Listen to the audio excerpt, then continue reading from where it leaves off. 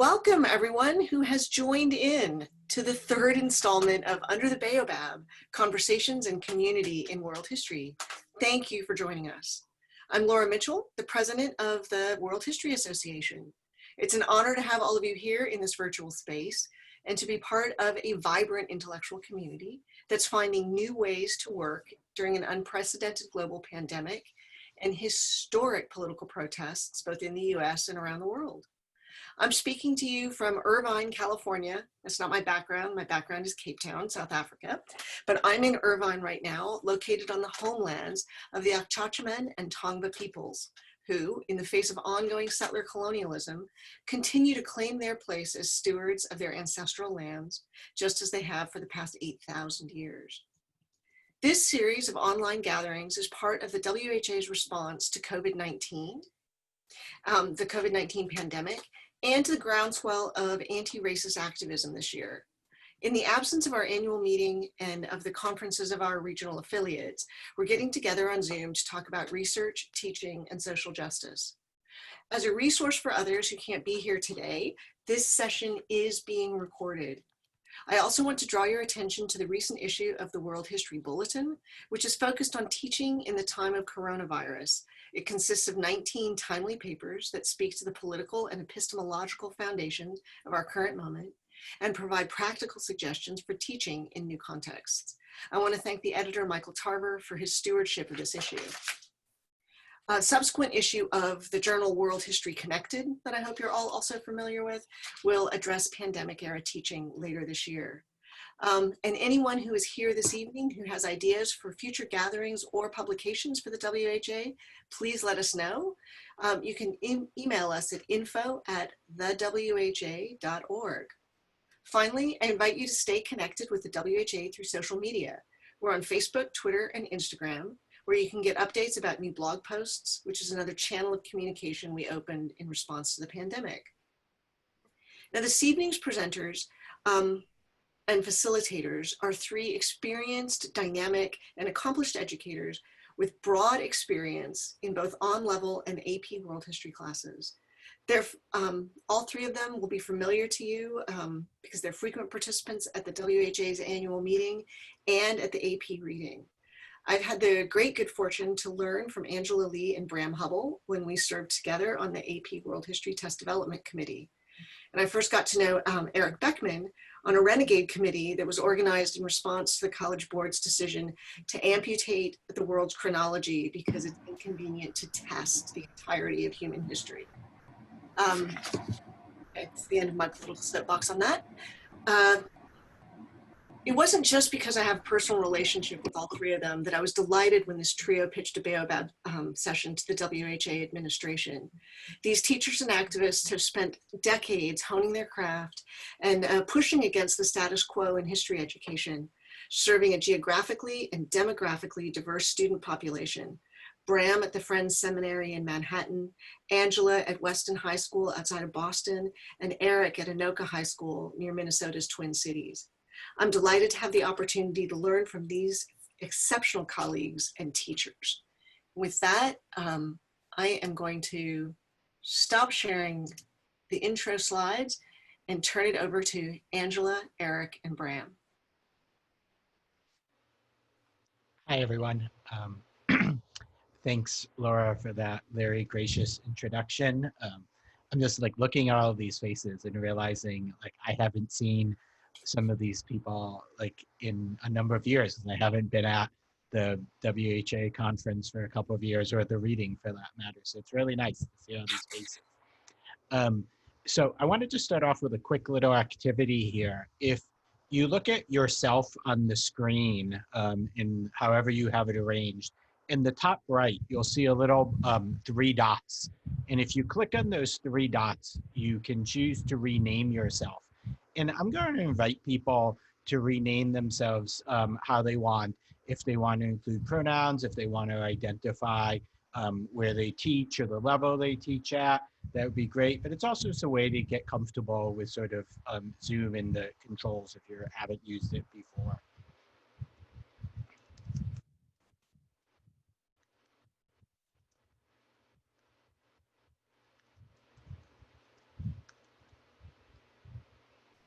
And so you can see there like how my name just sort of shifted now. So I teach at Friends Seminary in New York, high school level, and you can quickly sort of get that there. So if anyone else feels interested in shifting or changing their name, it's just a great little thing to do. It's also something useful when if you move forward and having to teach on Zoom as a way to just quickly see how many of your students are actually paying attention. Yeah.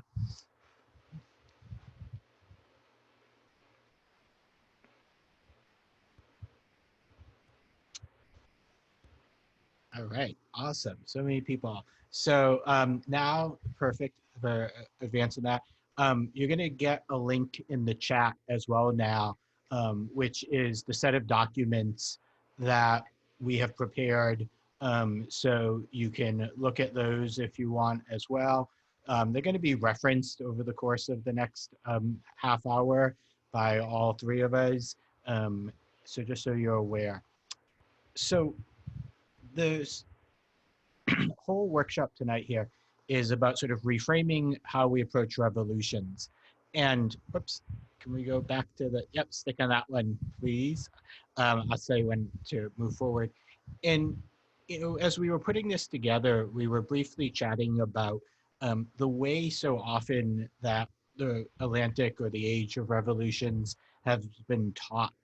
And I think for the three of us, we all sort of agreed that like what we learned and also kind of what we started with was often, you know, you begin with some discussion of the Enlightenment. It's sort of there, like looming large as this present. And then especially, you know, the ideas of things like the social contract. So you can see our friend John Locke there on the left of the screen, kind of like is this big idea that's there. And then when we get to the revolutions themselves, I think a lot of times, and I know I did this when I started, you know, you would go through them in order. And so you start off with the American Revolution, and then certain figures loom large in these revolutions. I suspect that as you look at those four images, um, those men all will sort of stand out. Um, and one of the things that it got me sort of thinking about with this is like, how does this affect our students, this framing? That by sort of foregrounding the Enlightenment there, that tends to loom large in their minds. Also, the way that the revolutions begin, they begin with the American and French revolutions, and then only later do you get to the Haitian and Latin American one? And so like what sort of assumptions go through students' heads here? How do they think about the way that the revolutions function? What is like the ideal? What is like following through on previous revolutions? And it just sort of made us realize there's a lot of baggage here about sort of like men and the values of the Enlightenment that kind of loom large um, with these revolutions. And we wanted to kind of just put that out there as a way to kind of think about what might have been our own experience of learning and first teaching about these revolutions, or what might be going through our students' heads. And so now we'll move into talking about some different ways to reframe the revolutions. So the next slide, please. And I'm going to start off by talking a bit about Indigenous voices here.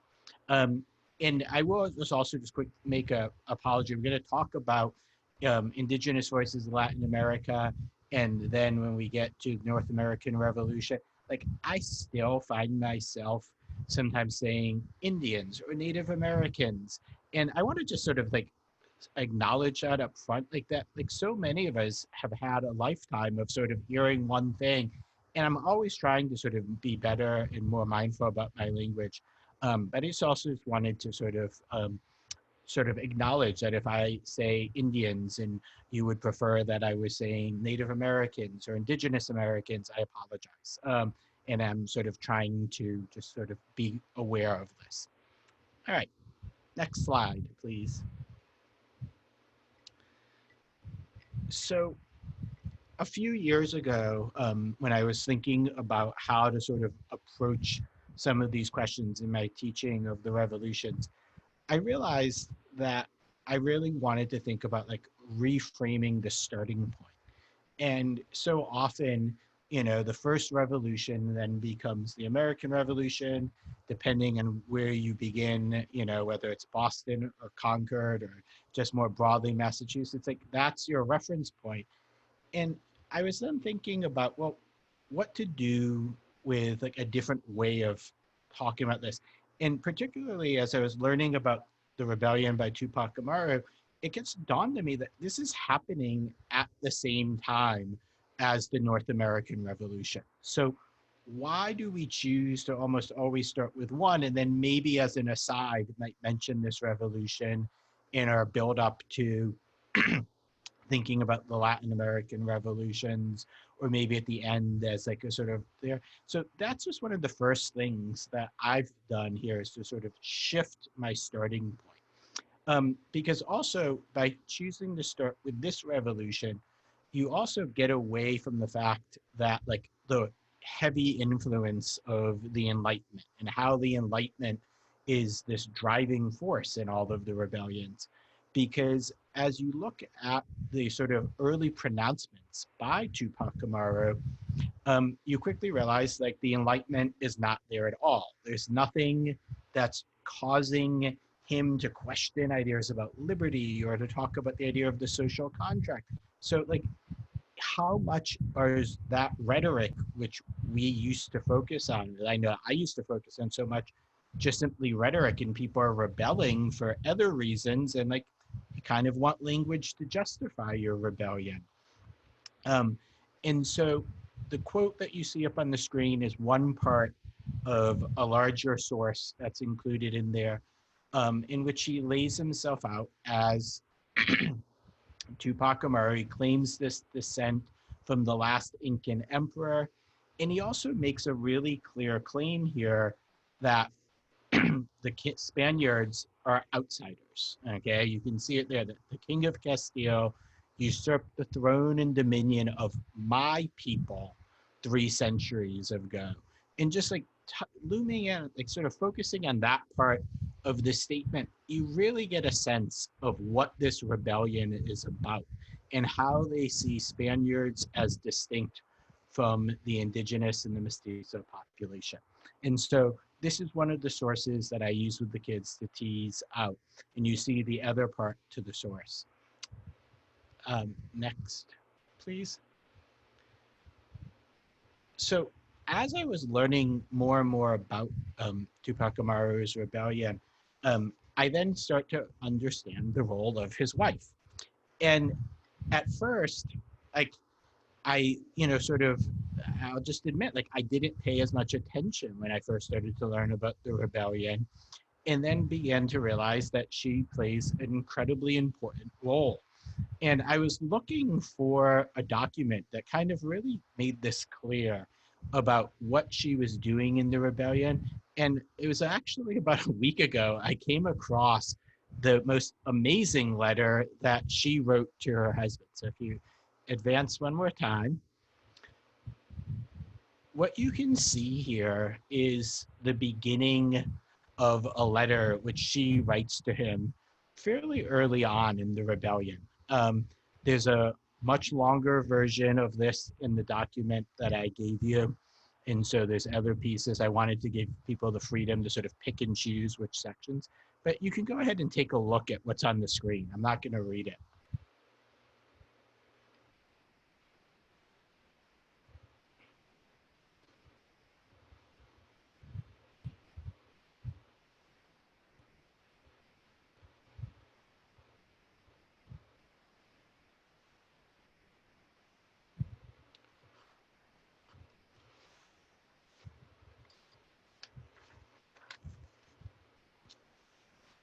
So I think anyone, as you're looking at this, quickly is just like there's a sort of little guilty smile, I think, that like comes up.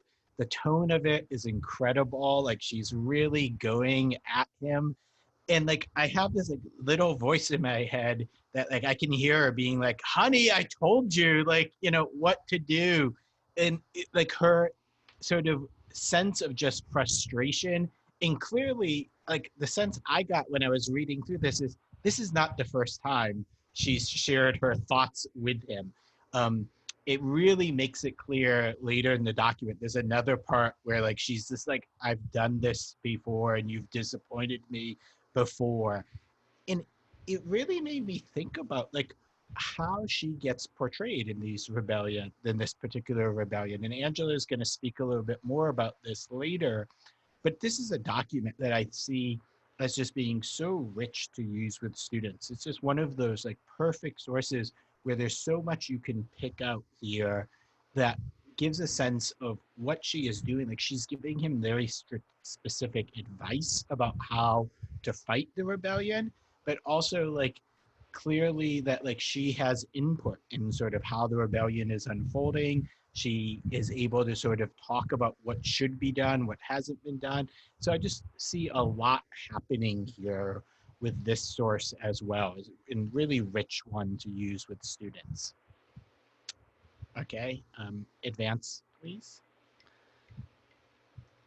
And then I wanted to talk a little bit here about the American Revolution. So in the American Revolution, I'm not sure how many people are familiar with in the list of grievances in the Declaration of Independence. One of them includes this line where the Americans complain about the role of the merciless Indian savages, that this is something that's like very clearly there in the document, and it makes you sort of clues you into like how Americans thought about Native Americans, how they thought about the people. And it's also, I think, sometimes used to explain why Native Americans, if they are talked about as being involved in the revolution, are just simply talked about as being people who allied with the British, that they saw the British more as their natural allies. And I'm not sure about the rest of you. I know until quite recently, I never really learned much about thinking about the role of Native Americans in the American Revolution, and definitely didn't teach much about it. And so it's something that I've really been thinking here. And when I first started to sort of investigate it some more, it really was framed in terms of, well, of course, they sided with the British. They didn't have anything to gain from this rebellion. And then I remembered a few years ago, I was in upstate New York and I had learned about the Oneida people. Um, and if you move to the next one, the Oneida Nation was part of the Five Nations, Indian nations in northern upstate New York, that um, they had different various relations with the settlers. And what I like about looking at the Five Nations of upstate New York is there's different ways in which they chose to engage with the colonists. And the Oneida chose to become involved in the rebellion on the side of the colonists. And they made the choice. They were actually really instrumental in one particular battle whose name at the moment is escaping me. I forgot to jot it down in my notes. I apologize. Um, and you can see here, if you go to the Smithsonian National Museum of the American Indian, when you go up into the fourth floor, you have this huge statue. I cut off the top part of it. It's big, but the total size of the sculpture is about 18 feet. And so it's this big piece on the fourth floor, and it's called Allies in Wars, pardon me, Allies in War, Partners in Peace. And so you see really clearly here George Washington and then the two members of the Oneida tribe, the Oneida Nation.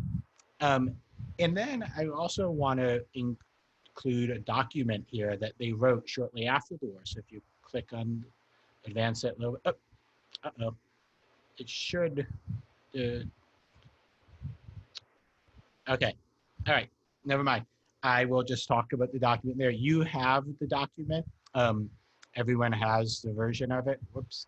So there is a letter here that was written from the Oneida Indians to George Washington.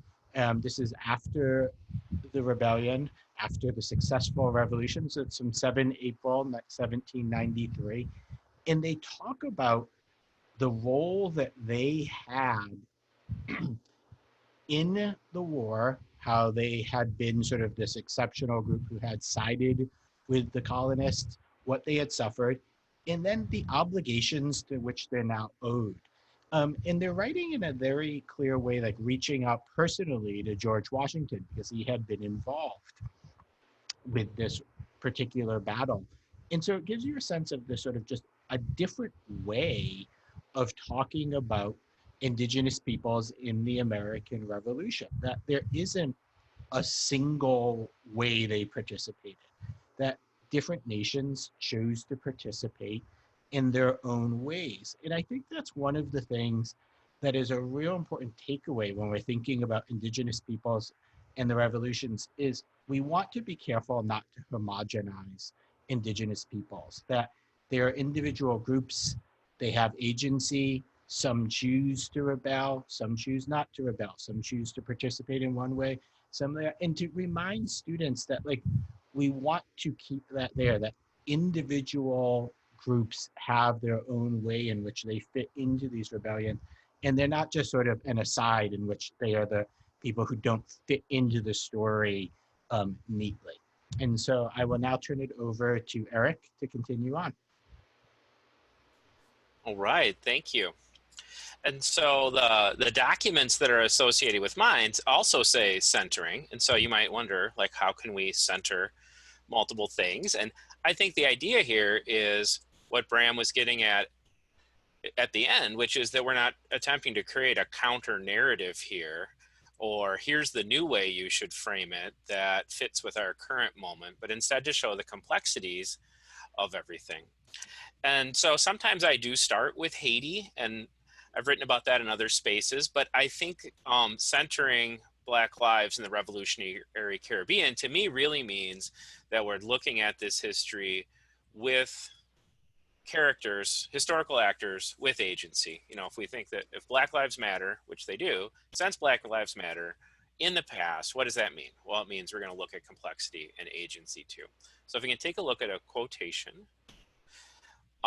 there's a longer chunk of this in the resources that I shared, which you can look at. But this is something I came across in the fabulous book, Freedom's Mirror. And there isn't an image of it, which so in a class where you're spending a lot of time on this, you might have kids draw it. What do they think it looks like? You might look up some, or with younger students too. Or I think it does really get people thinking, it should get the students thinking that there are overlapping causations and contexts here. And so then what you could introduce would be the idea of contingency. And so that's a way that I want students to see all these events. And even though we don't have the time in any of these survey courses to go into all the dimensions of complexity, you know, the Haitian Revolution alone is, of course, fantastically complex. The kids should still be able to take away that it was complicated and that there wasn't one simple cause. And I think at some level, kids kind of sense that. Like, I think one of the reasons that like non-majors or students in our general classes or kids who are just taking an AP class to get the credit, one of the reasons I think that they don't necessarily always buy right in is that they realize that everything's probably a little sketchier than what textbooks and maybe previous teachers have, you know, presented to them. So I think this is a way to see that there were Haitian rebels who were royalists, and there were Haitian royals who spoke no French, and there were Haitian royals who, or rebels who had read, you know, Rousseau. You know, you have all those different things. Take a look at another here. Another way to do this, so that last piece of text is something I project and talk about in class. And I also always show this image, which I took from Bram's Liberating Narratives Twitter feed. I believe this was one of the things I took from the Twitter feed and then projected in class the next day. That has happened. And use this. And I think this is a good way to show students that a few different things. So kind of give kids a little bit of time to look at it. And what they should notice is we're looking at 350 years of rebellions. And those things didn't all turn into revolutions. So what that should tell them, like what you can guide students toward, is a couple of things. One is that the Enlightenment must not be the only cause of, like, ideas from Europe cannot be the only cause, because these rebellions, they start long before Enlightenment writings.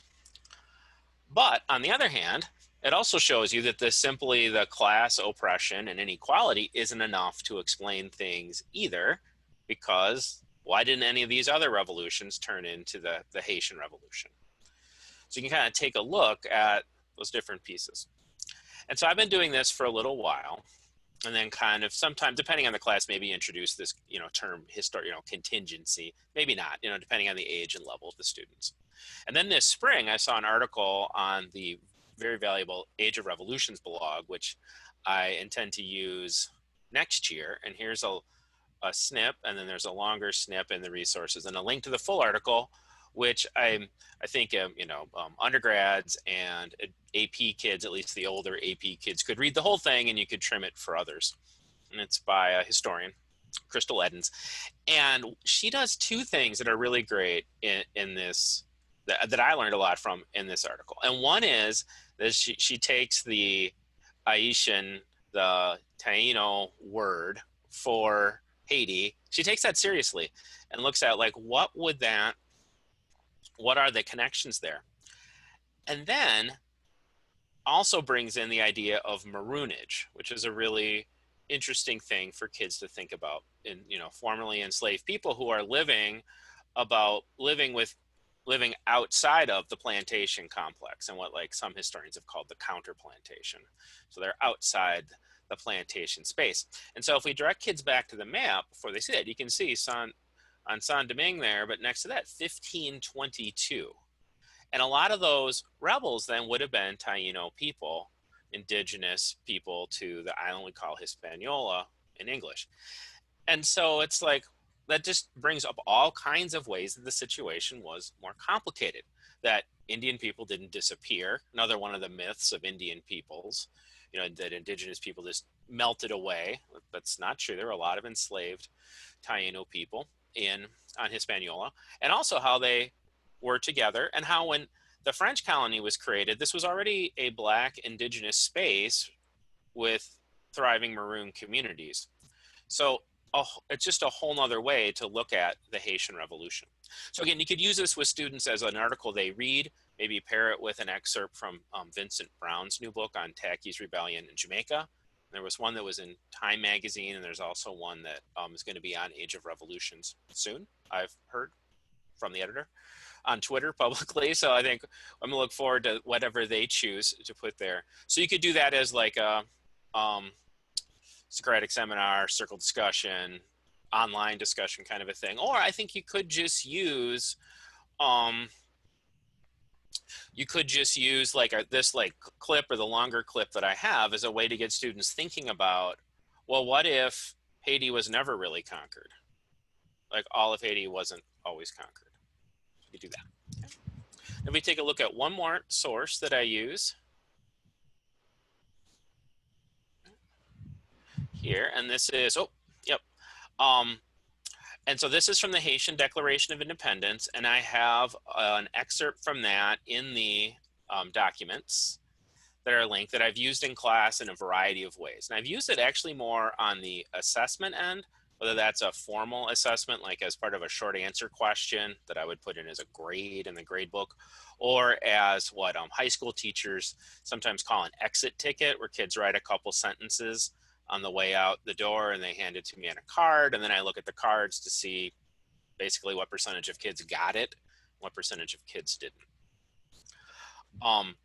So I think there's at least 3 layers of contextualization that they can see in the clip. They can see the resentment about slavery. They can see that Haiti had been a French colony, so they're declaring independence. And they can see some evidence from the French Revolution, because there's some French revolutionary language, like we kind of see here, with liberté in the title. And of course, there's always a few kids in class who are American Revolution enthusiasts. And so then they, you know, kind of recognize they give me liberty or give me death. So then the students are supposed to pull out like, what's the context? Like, so, and it's a close reading exercise too, like which piece of this is going to show you this other element of context. And it's like a way then for me to point out that there's lots of contexts here. And historical actors, like the, you know, Haitian revolutionaries, are choosing which aspects of the context to use to advantage their situation best.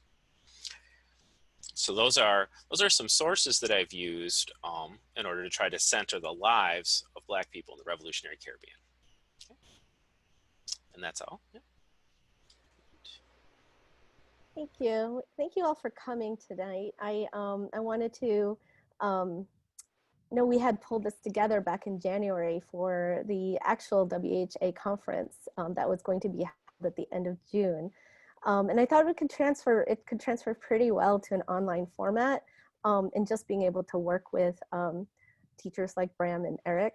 But today I wanted to give a special shout out because I saw a lot of the names that are on here tonight.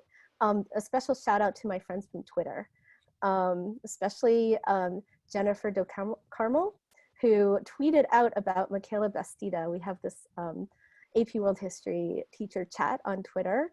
And I wanted to give her a little bit of credit there for alerting me. I had not heard about Michaela Bastida until then.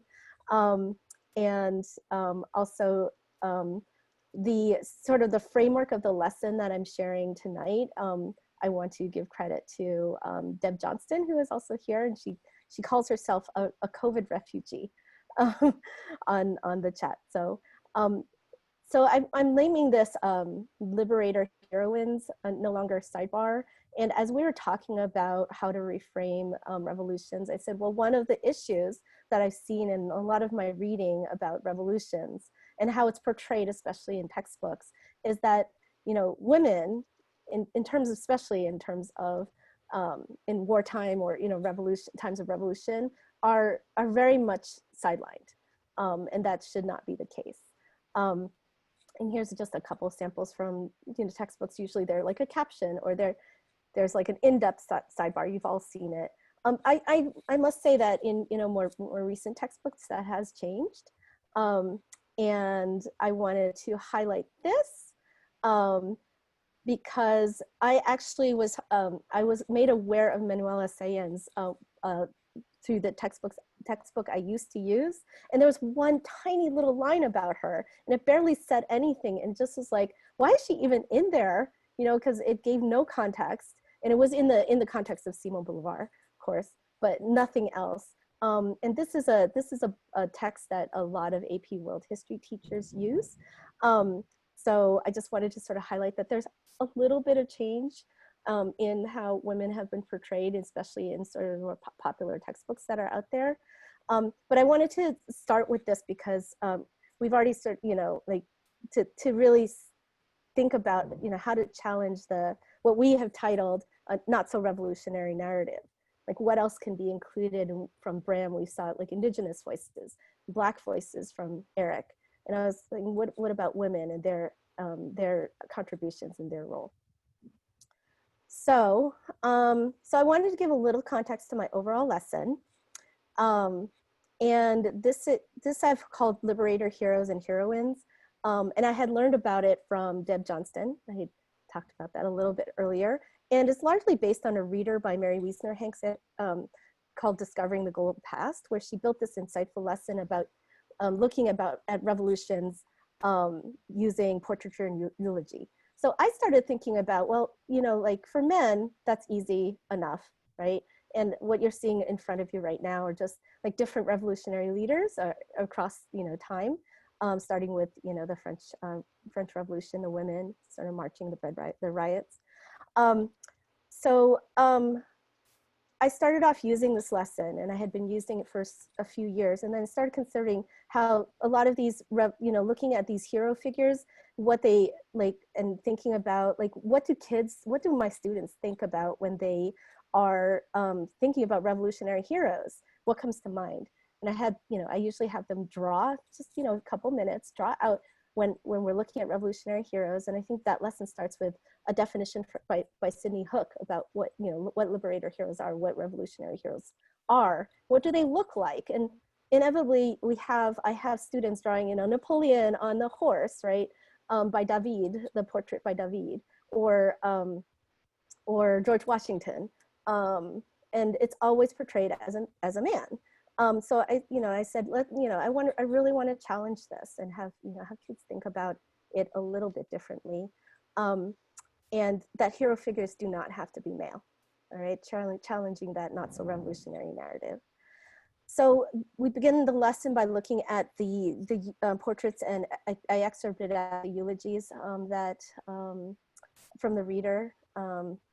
And it goes through, you know, George Washington for the American Revolution, Marat for the French Revolution, you know, it's kind of like the lineup that Bram had showed at the very beginning. Toussaint Louverture for the Haitian Revolution, Simon Bolivar for the Latin American Revolution.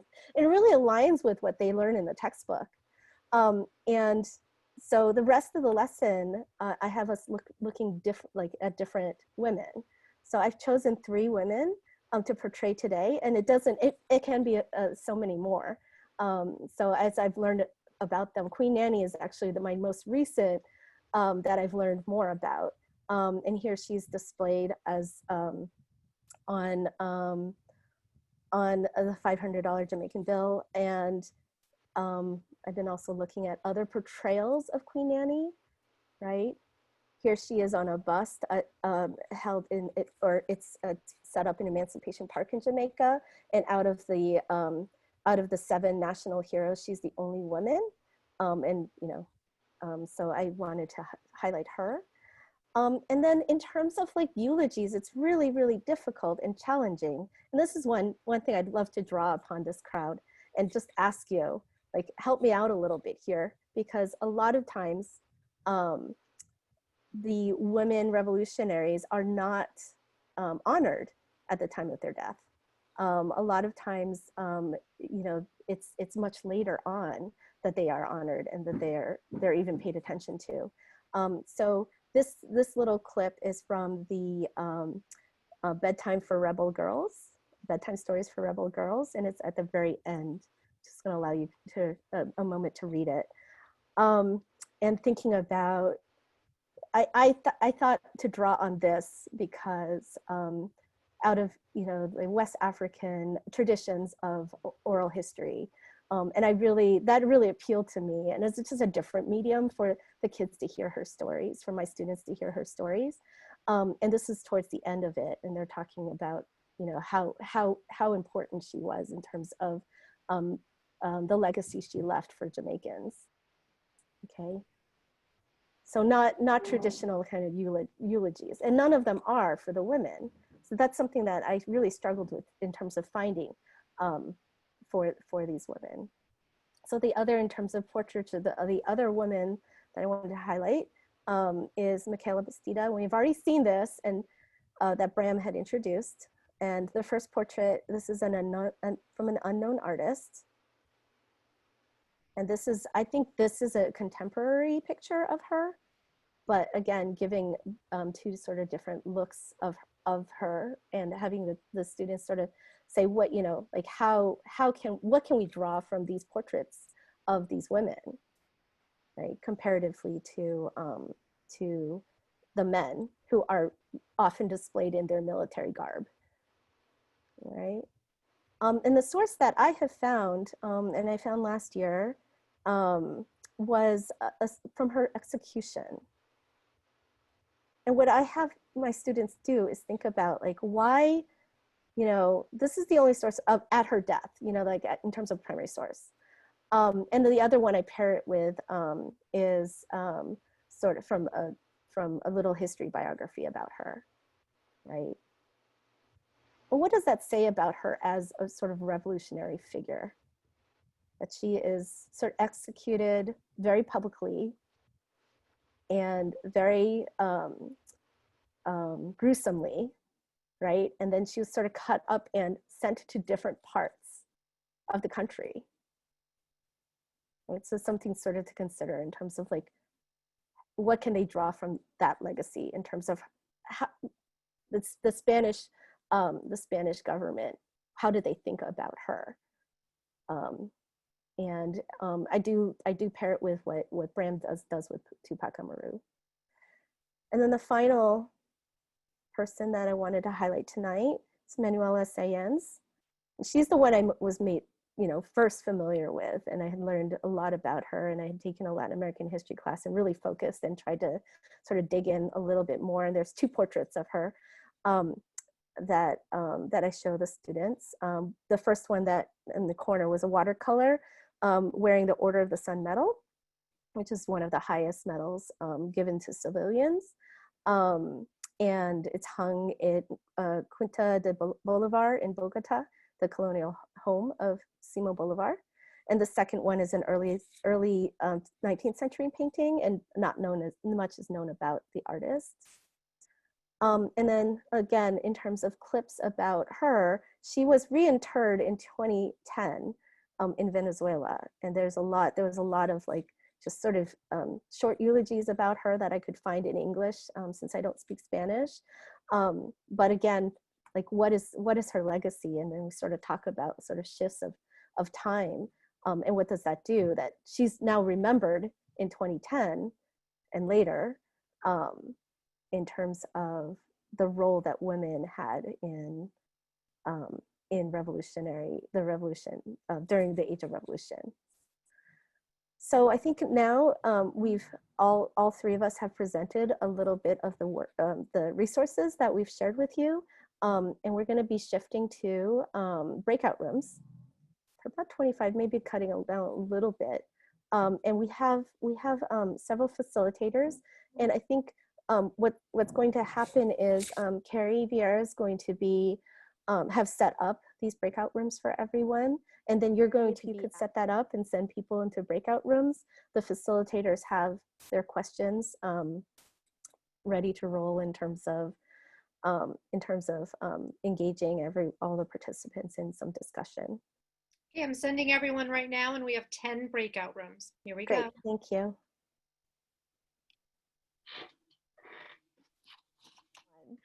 We're now going to turn to sort of a group debriefing, and if you're interested, you don't have to be a facilitator to do so. If you're interested in putting your name in the chat box to sort of share a little bit from your group, like 30 seconds to about 20 to 30 seconds. And then we also have a couple more questions to sort of wrap up. We definitely will not be able to answer all of these questions. And the last thing is I had started thinking about, some of the things that I was looking at, and this critical analysis tool will be shared at the end in the overall. We have a folder together with some resources. I won't have time to go over it, but just a way to think about interventions and questions that you can ask to reframe your other units as well. All right, let's start with Shane. Okay, I just unmuted myself. I just wanted to share because I thought my group had some really interesting comments and ideas. So our final comment, the final thing that happened right before the door closed was we got to the question of why do we associate liberty with the Enlightenment when the desire not to be oppressed exists everywhere? And I think that was sort of core to what you were talking about. And then I would say that there was a lot of interest in using these materials and conversations about how they might be used. And I think 2 comments that are worth noting. One was that this is interesting because it helps broaden the number of connections available, which is very much associated with world history. And then a second person, I'm quoting him because I thought this was great, said, originally when he was teaching world history, it was, quote, the French Revolution co-starring everyone else. And that his teaching of world history has been this long process of moving away from that and trying to articulate that for students and why he's moved away from it. And I think what we were struggling with was, do you begin with these other narratives that center someone else and start with that and then move to the common narrative? Or do you begin with the common narrative and then ask students to complicate it? Like, because which one you start with has implications also. So I'll leave it there. And that's a good point. I think for me, I start, and I know the answer is probably different for Bram and Eric. They want to jump in after me. For me, I do start with the sort of common narrative, because that's what they've read in their textbooks, and then I jump into complicate it. So let's go to Whitney. Yeah, wonderful. Go ahead. Thank you. Wonderful comment that we'll grow on. Our group was really one of the great questions I think that came out is, why is there an age of revolution? Like, what does that mean? We were really loving on the map that Eric shared with us, because it shows that there's a spirit for resistance and rebellion and agency, and it's complicated. I think it was Sherry in our group shared that she'd gone to Colombia and found history of a narrative of the first successful slave rebellion was in 1603 in a place called Palenque, Colombia. And how fun to share that after teaching students about this Haitian Revolution, which is declared to be the first successful slave revolt. So this question of both chronology and contingency, but also just recognizing there's this this variety of stories of rebellion, and not having to actually tell everyone in detail to show that important theme of agency and resilience. So lots of love for the map. We also just, shared a lot of resources. When teachers get together, they're like, oh, here's a novel. Someone brought up a novel, the graphic novel of Bina and the Important Men by Trevor Getz. And so just a lot of wanting to decenter the narrative and finding ways to do it through portrait, through graphic novel, through art, so that was some of the materials we shared. So check out the Google Doc to see some of the book titles and resources. And one resource that was brought up that's, I guess, been in circulation for a while, I just want to bring it up in case anyone knows it. There was a DBQ by, help me out group, Kathy, that was about Black resistance. That was a DBQ lesson floating around for a while. Kathy Atwell. Okay, say the last name. Atwell. She's on this. I think she's here. Yeah, she's here. Kathy. We love your work, Kathy. So a lot of people were saying we need to find that again. How do we get hold of that? Yeah, there's a lot of love for the map. Robert also talks about how the map was very important. Robert, did you want to say anything? I know you typed a couple things. No? Okay. Moving on to Eileen. Yeah. Oh, yeah, you do? Okay, great. As a new teacher on the college level with a one-semester world history class, I really can't go into depth on almost anything, because we're not only have we been told that we're going to have a uniform curriculum. The timing, of course, is pretty terrible. And I was just thinking that if you wanted to illustrate that rebellions or confrontations with authority during the colonial era, you show that map. And perhaps you have your students just look it up. And I noted in the chat box, I mean, what's the difference between a rebellion and a revolution? And one of my participants said, well, revolutions are successful and rebellions are not. That might be something you might want to talk about, but that map just crystallized a lot of things that I could accomplish with one map, that there was resistance. And, I think also in American history, we have this idea that, you only had one or two real serious rebellions when individual actors, performed acts of rebellion. And again, that map kind of crystallizes something that I'd like to get through to my students, that people weren't passive. All right. Thank you so much, Robert. Eileen, you wanted to share on behalf of your group? But I think the big thing that we were all talking about was this idea of trying to decentralize the Enlightenment as the reason for all revolutions. And we talked about the Enlightenment as like a heuristic, and how it's like the simplified version that we teach to kids, so that it's like, here are these very important white men came up with these ideas, and then people read them, and then they were, you know, ready to jump into a revolution. And instead people were talking about looking at the role of Baudin in revolution. And I'll put a book that, actually it was Kelly, if you want to put the title of the book into the comments, that would be great, about that. And then also looking at maybe what was happening in Africa and how that was affecting the ideals of people in the Caribbean and maroon colonies. And then we were also talking about how in the Enlightenment, this is also the time period where people are developing this sense of like racial science and justifications for imperialism. So we see it as this glorious thing that happened, right? You know, these wonderful ideas that have made America, USA. But in reality, like there are a lot of ideas that have made America, you know, that come out of it. And so also trying to kind of center on some of those as well. So just lots of really interesting ideas that came out of the conversation. Great, thank you so much. Tanasi, you had also for your group?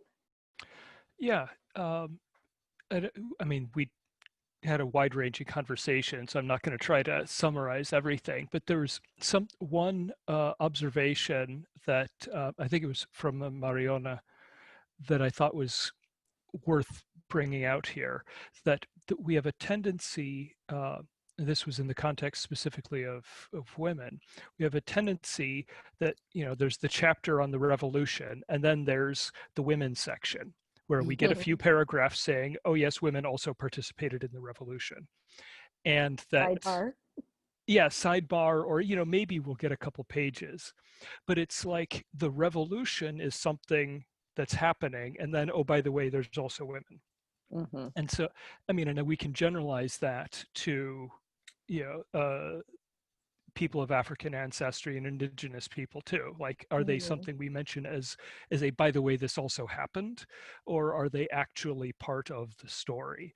And I think that gets at what we're talking about here is not just tacking it on, but actually saying, weaving it throughout. And so the ideal is that we don't have a women's section in the chapter, is that women are present throughout the whole story. Right? So I thought that was a nice way of thinking about it. Great. No, that's definitely what I'm aiming for. Yeah. Great. Beth? Beth, I knew you would be really, really fascinated with the Queen Anne stuff, like all the... Oh, I adored Queen Anne. That was fantastic stuff.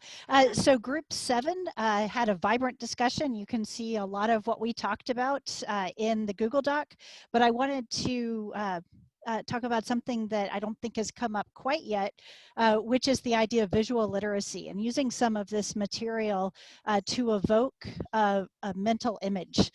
And so not only to look at the images, say, of Queen Nanny, but use some of these incredibly evocative descriptions to have students try to draw what they're seeing, imagine it, and then use that effort of drawing what they're seeing to then turn onto visual representations that are historical and try to analyze them. So in other words, build up a visual vocabulary by trying to do it themselves and then apply that vocabulary to visual representations that come to us as historical sources.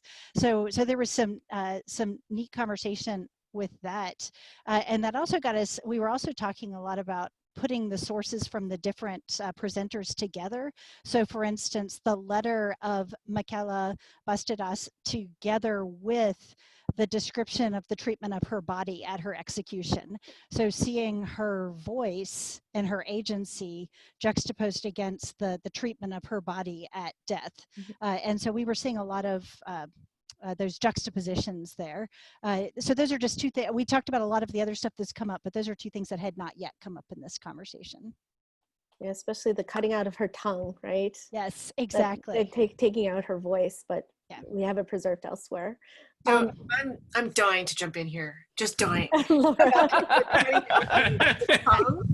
Because I've spent a long time looking at judicial execution in the 18th century, and all the cutting up of body parts is really familiar. specificity of cutting out the tongue isn't. So I don't know if anybody does on this call Spanish or Iberian jurisprudence. Was this the thing the Spaniards did? It's a great question. Nobody knows, because I want to know if they did it to other people or if she was special, like the power. That was vivid. Yeah. Yeah. I know they do it. I know they do it in Russia. They did it in Russia during the 18th century. Well, that's definitely going to lead us to some research rabbit holes, I'm sure. I was going to say, someone else had mentioned that as women weren't recognized as people, in order to try her for treason, they had to. So I was like, okay, I got to find out more about that as well, because I had no idea that like we have to legally, torture this person before we kill them. We're going to have time for one more. Ine, you were on the list. All right. Well, I think most of it's been covered. And obviously we had a lot of high school teachers, AP World teachers. And one of the biggest challenges, as you all know, is just how do you get beyond the structure of the curriculum and having to cover it? And I think a lot of the things that have been said in terms of decentering and recognizing, anyone who's been on the Facebook group knows that I am not a fan of necessarily having this other as a separate, but integrating it in such a way that it just becomes a part of the narrative, not the women, or, let's have Black voices here, or, African-American history, but American history.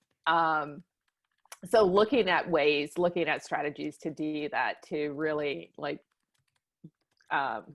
really loved, Angela, your introduction activity in terms of having students create the picture and what are their images of this, and then bringing in kind of that visual of so many women, but in general, just so many revolutionaries who may not fit the common narrative. Someone presented that they do a round table within their class where they have students are invited as different revolutionary leaders, and they present a calling card, and they have to do their research and share with the class in that way. And that would actually work really well, I think, personally, on this whole distance learning remote platform. So talking more so about the strategies of how do you do this, particularly because we have some fairly new teachers in terms of the subject and that sense of being overwhelmed, and more so in this situation with COVID. Thank you for comment. I'm gonna just cognizant of the time. I know bringing all of you guys here together, we could probably talk for hours. Yes. Hours and hours. This is the chair of the teaching committee. And we have a new initiative on Twitter, hashtag #TeachWHA. So she's just launched it 2 weeks ago. We're really hoping that if you are on Twitter, to just jump in and continue these conversations. And back to you, Laura. That's sort of the end. And here are, before going back, these are our contact information and where you can find us on Twitter. So I know Bram, Eric, and I are pretty often on the Twitter sphere, just, interacting with historians or interacting with each other. We would love to interact with you. Thank you, Angela. And thank you to all three of you, Bram, Eric, and Angela, together for gathering this fantastic conversation and putting it together. I see claps happening. And thanks to all of you, everyone else who's out there, for showing up and making this work. And I think this has been an unexpectedly rich use of the Zoom platform. This chat is a treasure trove, and we will work on getting the chat as well as the recording of the plenary sessions out and available so you can refer back to it. We are not a hugely staffed organization, so this isn't going to happen fast, but it will happen before any of your students turn in papers. That's our wow. Nice. We'll do that faster than your students' work. I want to thank all of you for participating and coming together here under the Baobab. I've already said a really big thank you, but I want to say it again to Angela Bram and Eric for putting this together, for sharing their time and their expertise, and to Tanasi Kanasis for being the all-around tech smoother and logistics expert. We couldn't have done that without him working the backplane. And we couldn't have done any of this without Carrie Vieira, who just keeps the WHA actually running and functional. So thank you, thank you, thank you to Carrie for that. I want to close by highlighting things that are coming up. There's going to be a major online conference happening in the first week of August. The WHA is partnering with the OER project to make the OER Conference for Social Studies, which is going to unfold August 5th, 6th, and 7th. It's an innovative platform to support elementary and high school teachers in history and social studies. Several WHA members are among the presenters and discussion leaders, and the keynotes for this conference are John Green, like the real John Green, Nate Bowling, Linda Darling-Hammond, Uhura Williams, and Jill Lepore. You can find that at ocforss.oerproject.com. The other thing to hold on to your hats for is the New England Regional WHA affiliate is launching a virtual book club. And the first book reading is going to be David Northrup, a former president of the WHA, reading his book, Africa's Discovery of Europe, which, based on the conversations that were happening tonight, if you haven't read the book yet, I highly recommend it. It's another really innovative way of reshifting where your center of inquiry is. The meeting for that will be on Saturday, September 26th at 1 p.m. EDT. We will make sure to share login and registration details on the WHA's website in a week or two. It's not going to come up right away, but this just got decided today. I wanted to let you all know about it. So with that, we're wrapping up. We're sorry I kept you 1 minute late. Thank you everyone for bearing with us and for really stimulating, fabulous conversation. We'll send you more over email about what's coming next. Take care.